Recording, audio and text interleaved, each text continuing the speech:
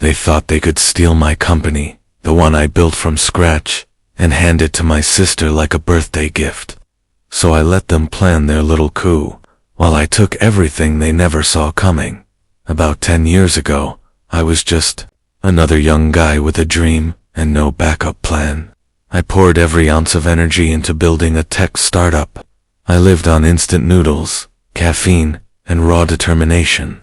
While others enjoyed weekends and relationships, I spent my nights debugging code, pitching uninterested investors, and convincing myself it would all be worth it someday. And slowly, it was. My company began to grow. First a few clients, then a team, then some major contracts. I felt like I was finally stepping into the life I had sacrificed everything for. But what I didn't realize was that my biggest challenge wouldn't come from the market or competition. It would come from my own family. Enter Sarah, my younger sister, the golden child. She had just graduated from a prestigious business school, and, predictably, my parents began pushing for her to help with the business.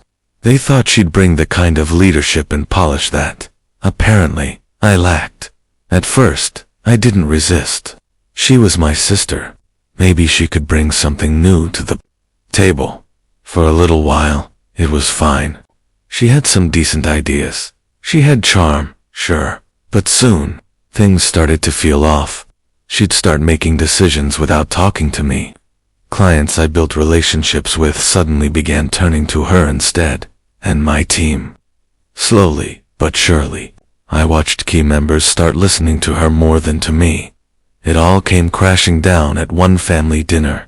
We were sitting at the table, passing dishes, when my mother raised her glass and said the words that would flip my entire world upside down. We've decided Sarah will be taking over leadership of the company. It's time to pass the torch. I sat there frozen. I couldn't speak, couldn't breathe. They weren't suggesting, they were declaring it. The company I had bled for, the company I gave my 20s to, and now they were handing it over to Sarah like it was a family heirloom. Sarah didn't say a word. She just smiled, that smug, satisfied little smirk that said, I won. And in that moment, something inside me shifted. I wasn't just hurt. I wasn't just angry. I was done. Done playing nice. Done being the disposable son. Done letting people walk over me just because they shared my last name, so I played along. I let them think they had one. But behind the scenes, I got to work. I knew every inch of my company, its systems, its clients, its weak points. I quietly registered a new company, a cleaner, leaner version of what I had built. I started reaching out to our most valuable clients. I told them I was starting something new, something better. I promised more attention, more innovation, more flexibility. Almost all of them said yes. Then I went to my team, the ones who had believed in me since the early days, the people who stayed up with me until 3 a.m. on launch nights. I offered them a fresh start, more ownership, more respect. Most of them were more than happy to jump ship. While Sarah and my parents were preparing for their grand takeover, I was pulling the foundation out from underneath them. Piece by piece, quietly, perfectly. Then came the day of the transition meeting. They had papers laid out. Sarah was glowing like she'd just been crowned queen. My parents looked proud, certain they were guiding the company into a brighter future. I walked in with a folder, and I calmly said, I'm resigning, and just so you know, I've started a new company. I've taken the top clients, the key contracts, and the best members of the team.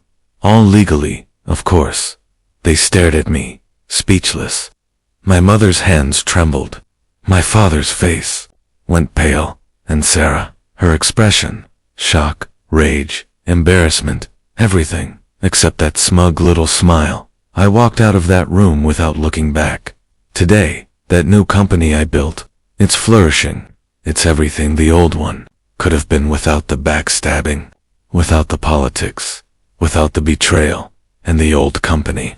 It fell apart within months.